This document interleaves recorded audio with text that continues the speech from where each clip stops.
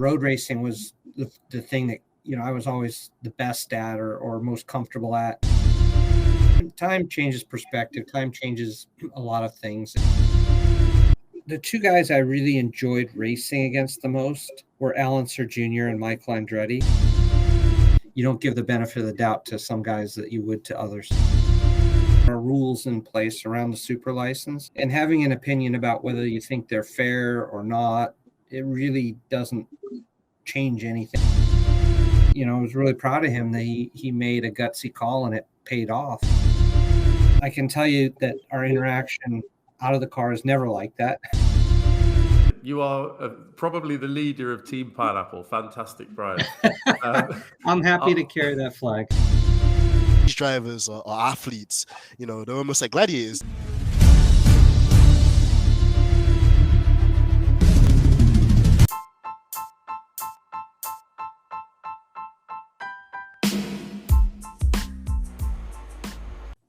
Hello, listeners, and welcome to another sizzling episode of the Stripping the Dipping podcast. It's your dynamic duo of Denzel Clarkson, aka the modern-day Jim Rossentile, and I've got the brilliant F1 Black, aka the modern-day Murray Walker in the building.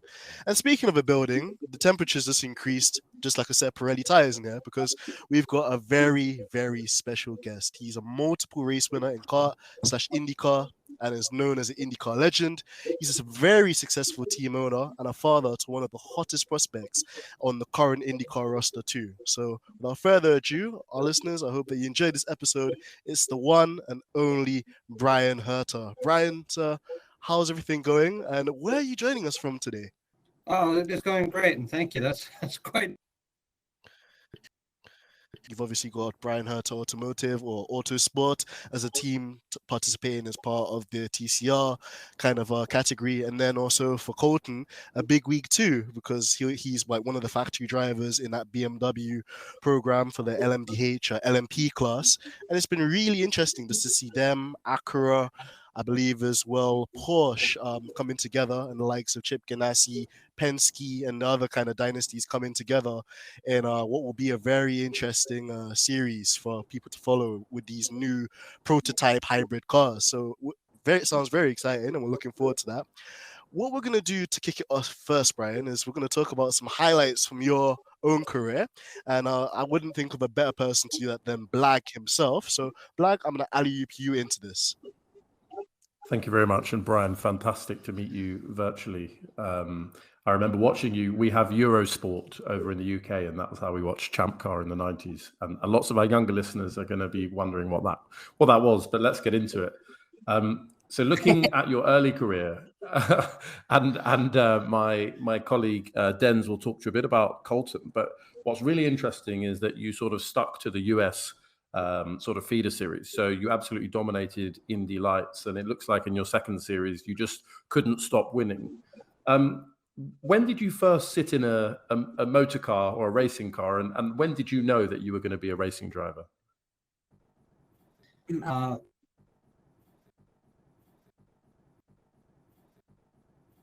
Well, it's one of those things where I guess, a quick question for you about as you transitioned into Champ Car. I think it was 94, and I understand you had a bit of an accident in your first season.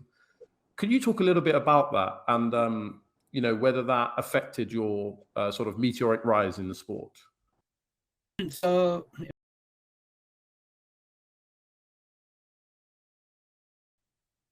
well, I mean, thinking about the success you did have, and you sort of skipped over you talked about Chip Ganassi Racing, and you got your pole position at Phoenix. And when you went over to Rahal, you had success at Laguna Seca. I might look at you actually as probably like the most successful driver in the 90s at that track.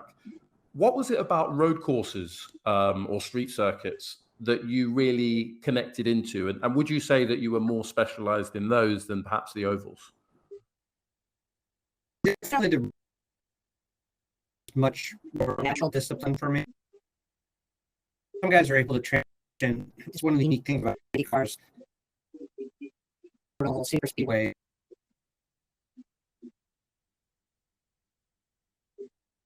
excel at all of them. Some maybe certain disciplines come easier than others. For me, even though I did have the pole, oval racing was something I had to work a lot harder at and took me a lot longer to get proficient at. But the road racing was the thing that, I was always the best at or most comfortable at. The street courses I learned over time, and certainly the ovals, it took me even longer to really finally kind of understand what it took to do well on those tracks. So it's really interesting you talk about road courses coming more natural to you. And in a bit, Denz will ask you about Colton's career, but you came up in the US system. Did you ever think, gosh, I'm probably like naturally a bit of a European, maybe I should ply my trade on the other side of the Atlantic? Did that ever cross your mind? Were there sort of budgetary constraints? What were you thinking? It did, and I wanted to. I went over in 1991. There's a scholarship here, the Team USA scholarship, put on by a guy named Jeremy Shaw that's still going to this day, and he takes Americans over to do the Formula Ford Festival, which I did. He now does the Walter Hayes Trophy as well. But I did that, and it got me over to Europe, and I met a lot of guys. I met, Jackie Stewart. He had his F3 team at the time. I actually tested for Alan Docking in a Formula 3 car. I met with a number of teams, the Bowman team, and I wanted to race in Europe. I wanted to race in Formula 3 the following year, but it was difficult, and there wasn't much. Even Formula 1 wasn't very followed or very well known in the US, let alone British F3. And as an American, it was just, I was never able to raise budget to do that, where at least racing at home in the States, I was able to put enough budget together to kind of keep myself going. But if I'd had my choice, I would have loved to take a crack over there, and did try awfully hard to do that. I'm sure you did. And it sounds, we've had a few sort of aspiring drivers. Colin Queen may have actually had that scholarship recently. He's certainly an American in Formula Ford, and has been very successful last year. Looking at your IndyCar career, and we're going to have to talk about it, the pass. I don't know if it makes your heart sink, but for those listeners who haven't heard about the pass, you were leading the Laguna Seca Grand Prix, a race that you went on to win on 2 occasions. And unfortunately, on the last lap, Alex Zanardi, who went on to be a double champion in Indy or a Champ Car, overtook you through the corkscrew. First of all, because we're Europeans, tell me, Alex Zanardi, did he cross that boundary, and was that an illegal pass? Well, certainly in today's day and age, by today's interpretation, yes, that was a shortcut, and it wouldn't have flown. But then was a different time, and it did. So you have to say, okay, well done to you. And it's obviously not fun to be on the wrong end of that. I don't have nightmares about it. I don't look back on it now. I mean, it did bother me at the time, obviously, but a lot of time has passed, and I actually had some really good private conversations with Zanardi more recently when he was over here driving the BMW, and he was teamed up with my son, and we had some really frank conversations about it. At the time changes perspective, time changes a lot of things, and I think knowing what Alex has been through and sort of ups and downs that his life has thrown at him, I don't look back at it now with anything other than just memories of that time and being part of a really great era in the sport. And that was obviously not my day, but I was happy to be able to come back the following year, and ironically it was Alex and I again at the end of the race battling it out, and I was able to I'll say even the score, I was able to win that one. So I'll call it a draw at Laguna Seca with he and I. Yeah, we'll call it a draw. You went on to have 2 victories at Laguna Seca, and you seemed really dialed in there.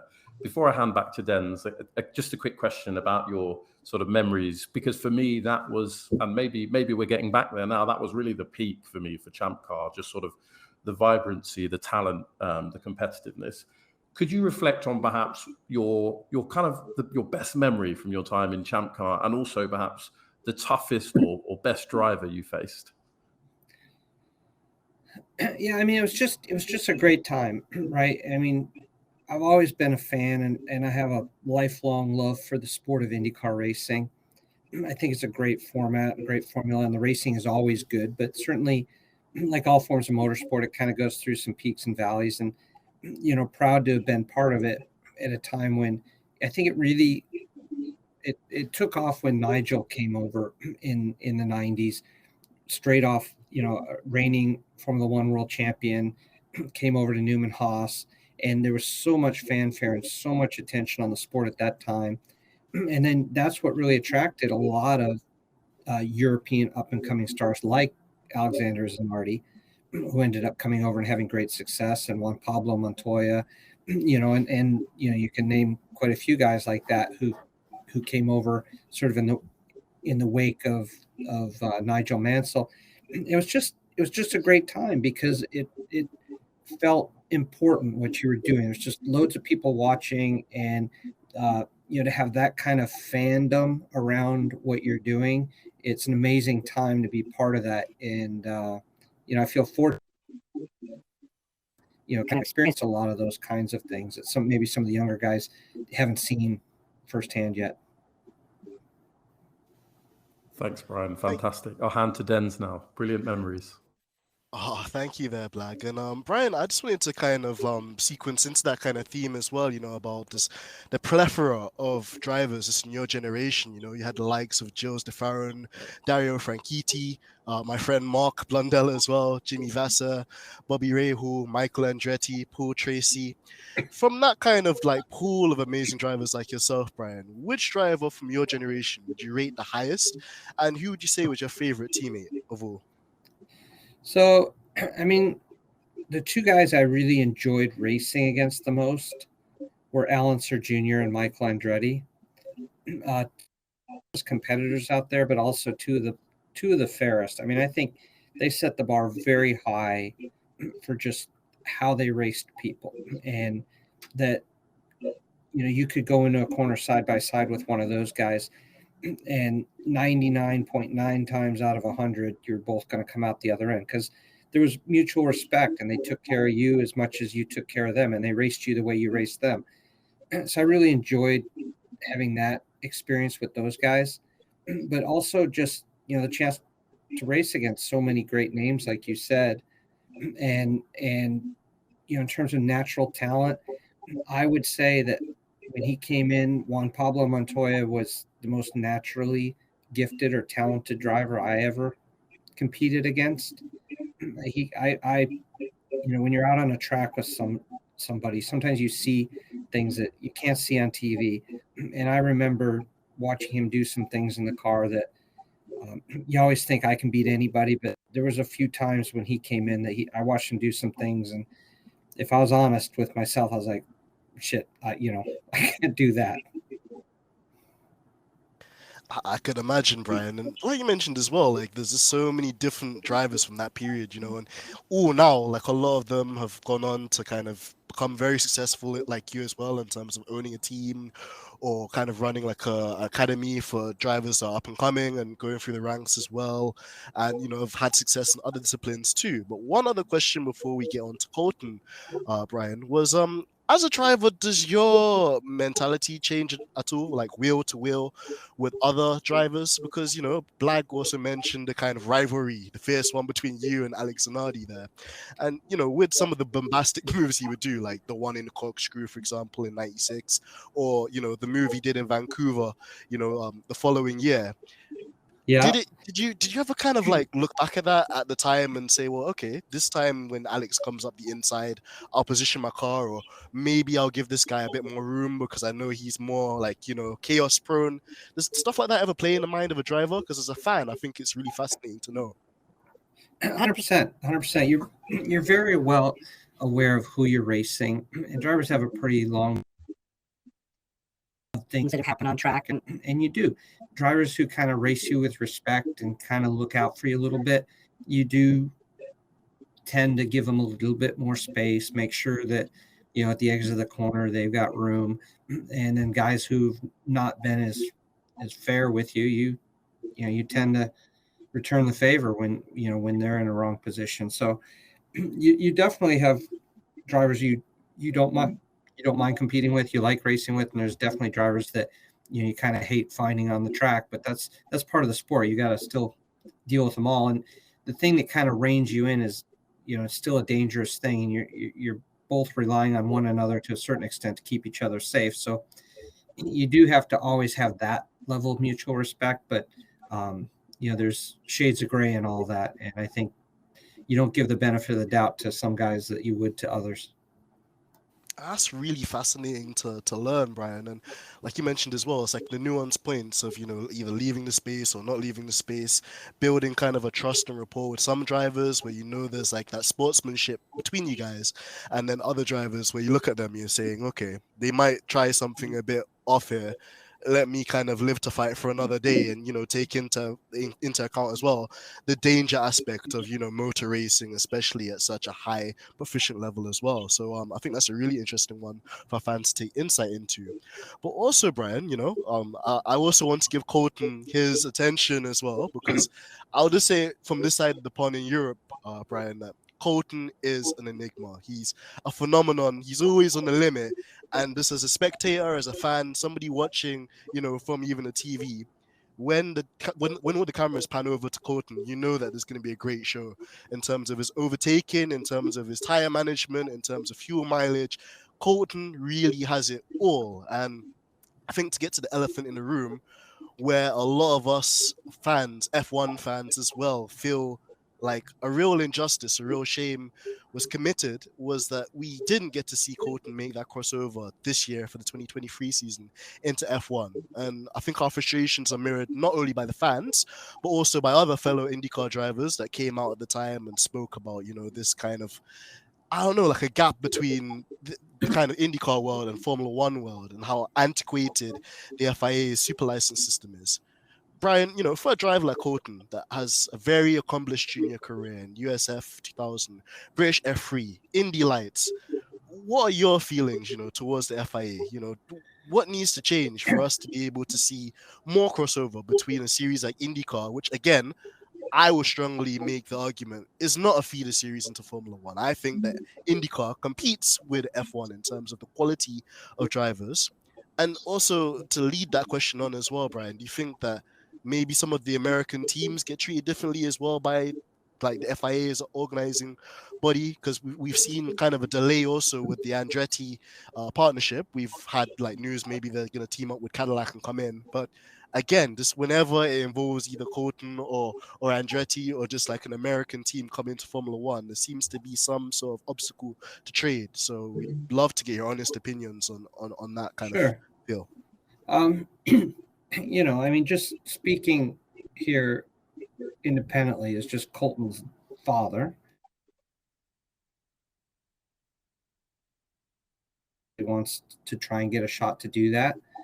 But I think he and I both recognize that there are rules in place around the super license, and having an opinion about whether you think they're fair or not, it really doesn't change anything. It doesn't help.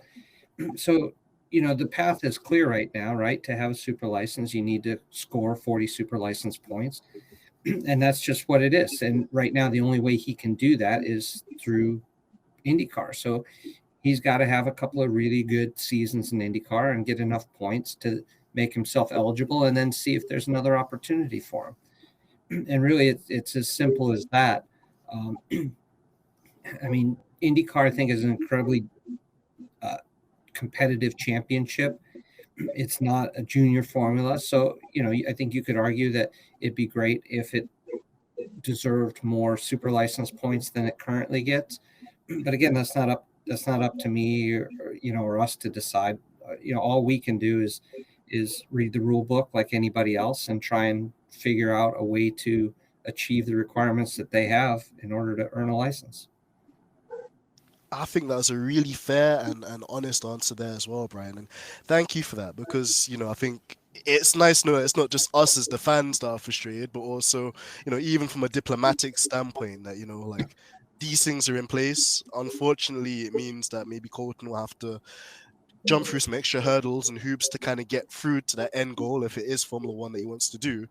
But we still have that hope and we still have that desire to see him. Because, Bryan, I'll be honest with you, just when I watch Colton, it's just like you just don't know what's gonna happen next. I remember that race last year. I don't know if you remember at Indianapolis, where you had the wet circuit and it was slightly drying but still very dangerously wet. Colton, and I think you would probably have had a lot to do with that call, had like instructed him to come in a lap early to do the undercut onto the I think it was the reds, whilst everyone else was out on the wet tire or intermediates. And then I think a lap later, Pato had tried to respond, and he hadn't had that extra lap of track knowledge, but also the tire temperature to sustain any grip. So Colton goes for this very like enigmatic kind of move down the inside. He almost loses the back end, and then just the car control to drift the car around the corner and still get the move done on Pato Ward was probably one of the best overtakes I've seen in my life, Bryan. And like, bear in mind, I'm only 27, so I just missed out on Black's kind of a golden era of kart. But I think for me, just as somebody that's been trying to get more and more into IndyCar, that was a sensational move, and it's one that we even talk about in the group chats, and we continue to send videos about. And you know, it's almost become almost like a Herta Mania 2.0 moment for us, if you would excuse the kind of comparisons there. So, you know, to kind of soften the mood a bit there, Bryan, then how would you describe? Go on, sorry. Yeah, I mean, I think that was an amazing race for him. I can't take any credit for the call. He was the one that called. We were going to leave him another lap before we changed to the dry tires, and he was the one that called and said, "No, I want to go now." And so you have to trust, the driver's the one out there who knows what he's feeling, knows what he's seeing, and in those moments, the track is literally changing almost corner by corner as it's drying out. And I was really proud of him that he made a gutsy call and it paid off. So it was fun to watch. I'm lucky in that I get to participate with him in the races. I get to talk to him on the radio and help call the strategy. And there's an extra bonus as being a father. There's a sense of pride when he does something really, really amazing like that, to be able to be that close to it and share it with him. Well, I'm actually really glad you mentioned that as well, Bryan, because it's one of the questions in a list of many, which at some point we'll have to probably ask you on another episode if we can have the privilege of having you again. But just on that topic there of like the father-son dynamic there, Bryan, how does that work between you and Colton? And, watching enough of Colton's races as well, I know at times, sometimes he can get a bit frustrated if they're like at a street circuit and it's hard to overtake and he's stuck in traffic. Or, maybe again with like the final 10 shootout or the preceding event before that in qualifying, you can get stuck in traffic and then, get compromised. How do you manage to kind of like, tell him the relevant information that he needs and be brutally honest, but at the same time manage Colton's expectations and emotions throughout a race as well? Well, I don't know. It's I've been lucky to have been around a lot of great drivers over my career, teammates and friends, and then to work with a number of drivers on the radio now since I stopped driving. And Colton's, let's say, the latest one of those. And, so I've been able to kind of bring some of all those experiences with me, and that's helped me. I think I just try and think about what I would want to know in a moment when I'm out there driving. What kind of questions would I have, or what information would I be looking for or would be helpful to me? And I try and give them that. And yeah, I mean, it's a difficult thing. And I haven't been on a radio with any driver that doesn't go through emotions throughout the race. You've got a lot of adrenaline going, and, you can have frustration, happiness, anger, all those things. And, I think people find it intriguing because I'm his dad. And so sometimes, I've had other drivers, get upset on the radio and nobody thinks twice about it because I'm his dad. There's like an intrigue, like, oh, well, does that upset you if he yells at you or says something you don't like? But for me, it doesn't, because, we're working, and, my job is to give him information to help keep him calm, keep him focused on the job, just like any driver and strategist are doing during the race. I can tell you that our interaction out of the car is never like that. As a matter of fact, I don't think we've ever had an argument in our entire lives. We're both kind of very calm, individuals. So I think he and I separate those times, right? When we're working, when he's on the radio, we're doing a job. We're competing at a very high level, and we're trying to do the best. Both of us do the best in our individual roles.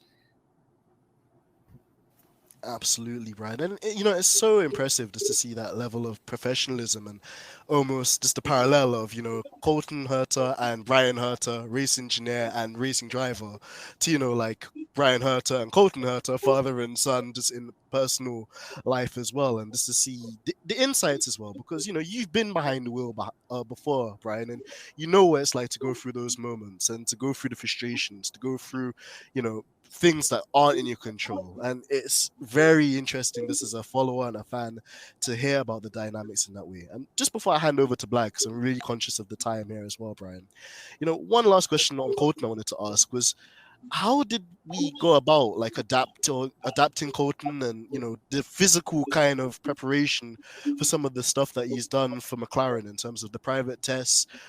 Also, I'll give you a funny kind of story as well here, Brian. When we had Mario, cheeky plug here for the podcast last year, he gave us a very insightful story that Colton may have, you know, beat a certain Finnish ice cream driver known as Kimi Räikkönen and another Italian driver known as Italian Jesus, Antonio Giovinazzi, in some very competitive times in the simulator as well, in his kind of work with Alfa Romeo too. So even in the sim and even just like in real life with the private tests, how does like an IndyCar driver prep themselves for like the high G-forces and almost like, you know, the work on the neck and other stuff that comes with like preparing for F1? Well, you know, a lot of those things, you know, I don't specifically work with him on anymore. You know, he's got a team of people that help him. He works out with Pit Fit. They did a lot of training specific to the demands of Formula One, specifically around the neck. You know, he had purchased several neck machines that got added to his gym, I noticed. And, you know, he spent a lot of time physically preparing because everybody told him, your neck's going to fall off. Your neck's going to fall off. Don't worry. It happens to everybody. And so he just kind of was like, well, screw that. Then I'm going to not let it happen to me because that's going to stand out. And I think that's one of the things that McLaren and the others were impressed with, was he showed up physically ready to drive the car. And, but that's him, right? You have to have that desire. If you have the desire and you're willing to put in the work, then you identify, okay, is it physical? Is it mental? You know, do I need to spend time on sim stuff? What do I need to do to get ready? And luckily, McLaren put him through a really good program, gave him great information. You know, even back to when he spent the entire Miami Grand Prix weekend with them behind the scenes, listening on the radios, doing track walks. So by the time he actually got in the car, he had half an idea of how they worked, how their engineering systems were.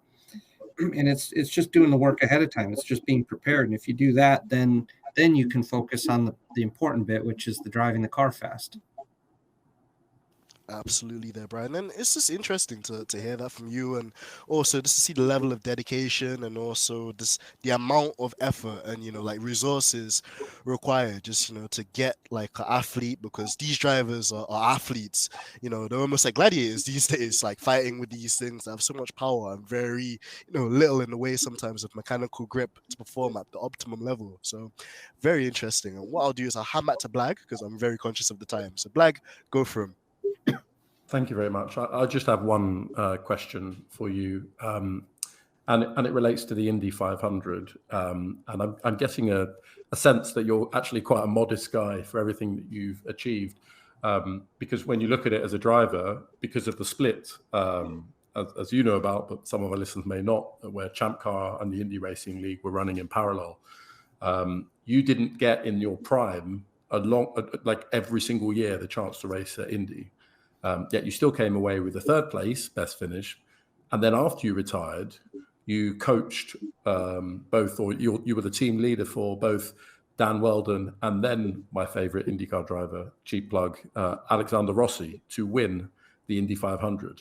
So first of all, could you give our listeners a sense of what the spectacle of Indy is like, what it's like to win, or what it takes to win, and then any reflections on Dan, who sadly is obviously no longer with us? Yeah.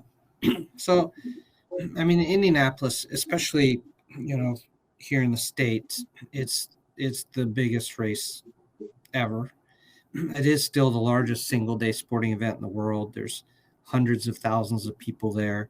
There's millions and millions of more worldwide watching the race. And so, even though it's mostly the same drivers and teams that you're competing with at Long Beach or Laguna Seca or some of these other tracks, you spend 2 weeks there testing, preparing. There's a qualifying process that's your 4 fastest laps, multiple attempts. So the thing about Indy is if you can win that race, you beat everybody on their best day, because everybody puts the most effort into that race, the preparation for the cars, the wind tunnel time that we do. That's everybody's best effort. So when you win that race, I think there's an incredibly high level of satisfaction that comes with it. I was never able to do it as a driver, but I was able to compete in 5 Indianapolis 500s. The first one at the start of my career for AJ Foy. It was my first IndyCar race, and as you mentioned, kart and IndyCar split, or IRL split. And so for many years, I raced in the kart Champ Car series, and we didn't go to the Indy 500. So it wasn't until 2003, so almost 10 years, 9 years, I didn't race there before I came back, and I was able to do 4 more at the end of my career, and had some good results, led races, which was great. But the scale of that event, it's just different, and it's the one race where you can win, Road America or Mid Ohio, and you won a race. But if you win the Indy 500, it's the only race where when you walk into a room, they introduce you as Indy 500 champion so and so. So it's a life-changing experience, and it's the closest thing we have here to being world champion, right? When you win a F1 world championship, for the rest of your life, you are a world champion, and winning the Indy 500 is like that. So, to have been part of it as a driver and then as a team owner, and have been part of 2, really great wins. And you mentioned with Dan, obviously that's an emotional and important memory for me. I was lucky enough to be teammates with Dan, and we had a great friendship, and that's really what spawned us working together. I had when we ran the Indy 500, it was the second time we'd ever run an IndyCar race. It was the second time we'd run the Indy 500, and the first time I think we were the slowest qualifier in the race. So, why Dan agreed to drive for me, or why he believed enough in our team that we could actually try and win the thing, is beyond me. But he did, and his faith in us, and his faith, he would show up to the track every day and say, I'm here to win. We're going to win this race. And he was so adamant about it. I don't think any of us ever believed it until he just kept telling us we were going to do it. And suddenly, the whole team rallied around him. Nobody wanted to let him down. Nobody wanted to be the one that kept him from winning the Indy 500, because he was just determined and adamant that he was going to win it. And, he carried us on his back through that month, and really that win was magical. And now knowing that, we lost him later on that year in an accident, you just, sometimes you don't understand things or why they happen or how they happen. But, I'm not a big spiritualist, but I just feel strongly like that race was destined for him, and we were lucky to kind of ride along with him. Thank you for sharing that, and appreciate it. It can't have been easy, but as you say, some things are meant to be, and what a fantastic victory, second victory for him. The funny thing about Dan is, right, Dan was not shy, and he loved attention.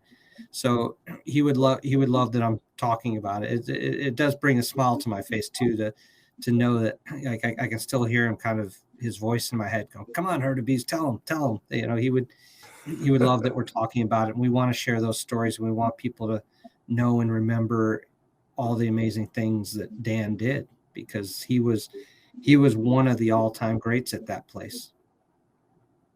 And when you talk about attention, Dan Weldon should be better known in the UK. It's a bit like what you were saying about the F1 in the early 90s, not having a huge amount of eyes on from the US. I think Dan's career in the US wasn't followed as well as it could have been by kind of, obviously the motorsport aficionados are absolutely understood. But beyond that, he could probably walk down the high street in the UK and, only the hardcore fans would know. So I'm glad he's getting some attention in 2023. And that's fantastic. Absolutely. So, Bryan, thank you for that. Just before you have to go, you had another winner as part of Andretti Herta Autosport by the name of Alexander Rossi, who is still in the IndyCar racing lineup. Any reflections on that year, the rookie winner of the Indy 500, and segueing from that, how do you see this season? He's an active driver. He's just changed teams. Colton raring to go. How do you see this season? So reflections on that, and then how do you see the season? Yeah, I mean, it's unique because it was an equally unlikely win for different reasons.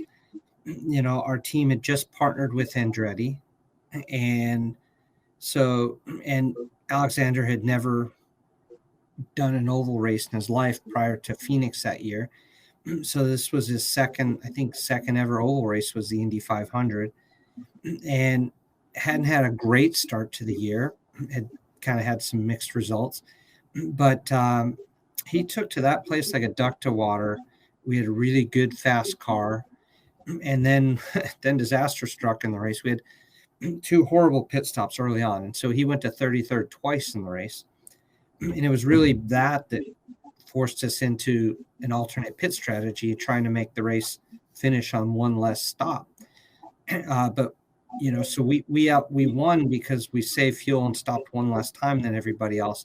It was an amazing job that Alex did to be able to pull that off. But I like to point out one of the interesting footnotes is Alexander also had the fastest lap of the race that year. And so even though we won on fuel mileage, I always try and remind people the reason we were able to make the fuel mileage and do as well as we did is because we had a damn fast driver and race car, and you can't just limp around that place to win it. So he did a great job, and I've come to consider Alexander a great friend and somebody I have a tremendous amount of respect for as a person, and certainly in the car as well. And I hate that he's not going to be with us in Andretti this coming year, because I know what a tough competitor he's going to be, and I fear that the switch to McLaren might just be the thing that wakes up and revives his career, and he might be a lot to handle this coming year. I certainly wouldn't bet against him. I mean, we can't wait for the season to start. We're really looking forward to it. We offer our best wishes to Colton. And to the entertainment that we get every year, and the fan base growing on this side of the Atlantic as well. We ask a bit of a jovial question to all of our guests, and even Mario Andretti, I should say. But before I ask it, I assume, Mr. Herta, that you enjoy pizza from time to time. I do like pizza. Fantastic. Okay, it's not a setup. Don't worry. We're not gonna. It's not okay. A question. I'm cautiously waiting to see where this goes. I could tell you're like, yes, I think so. Okay. So, simple question: pineapple on pizza, yes or no? Oh, that's an easy one. Yes. Ooh, oh my God, I love you, Bryan. Obviously, yes. Team pineapple. Not all the one time. More. Not on every pizza, but yes. In the right circumstance, 100%. Fantastic. You are probably the leader of Team Pineapple. Fantastic, Bryan. I'm happy to carry that flag. Fantastic. I'll hand over to Jens, who will ask that final sort of closing question and close us out. But it's been a real pleasure. Thanks, Bryan, for your time. All right. Thank you. Bryan, thank you for that too. I was chuckling in the background because, that's like a very infamous question on this podcast. When we asked Mario last year, he was, to put it lightly, fuming that we could do such a thing with a delicacy like pizza and then put pineapple on it. Well, So he's Italian, so it's different. I get it. And far be it from me to contradict Mario Andretti on anything.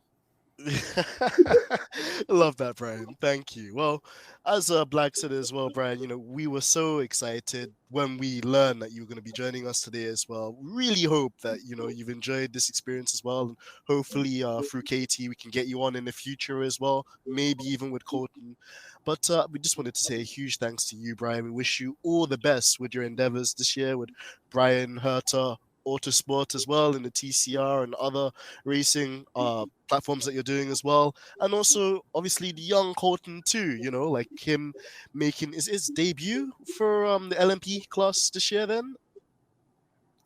Yes, yeah, it's his. He's so if he could pull this off, he'll have won the 24 hours in 3 different classes. So I got my fingers crossed for him, but this is his first time driving well, it's first time for everyone else as well in LMDH because it's a new category, but first time in the top prototype category. He's done the GT class, he's done LMP2, so this is the first time in this one. Oh, that is super awesome. And like we said before, we'll be rooting for him.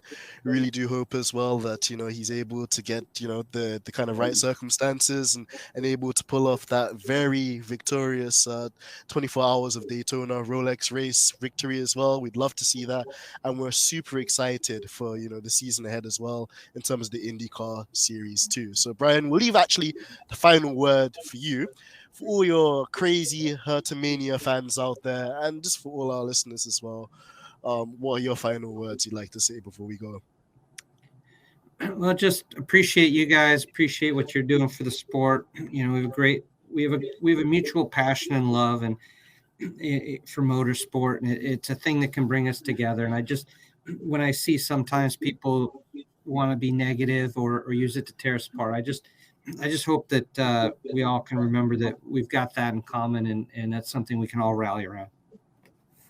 Absolutely there, Brian. I definitely echo your sentiments there and agree with the positive message. And thank you as well for those really lovely comments as well. Because as a small channel, it's very amazing, when we get any guest, but especially a guest of your caliber, experience, knowledge, and insight into the world of motorsport. It really does mean the world to us. So thank you for your time.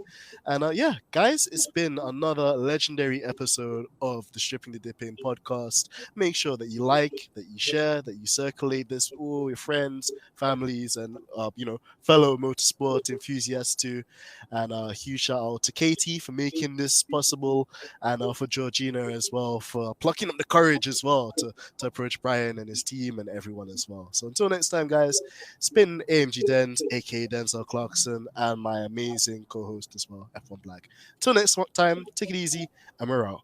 Peace.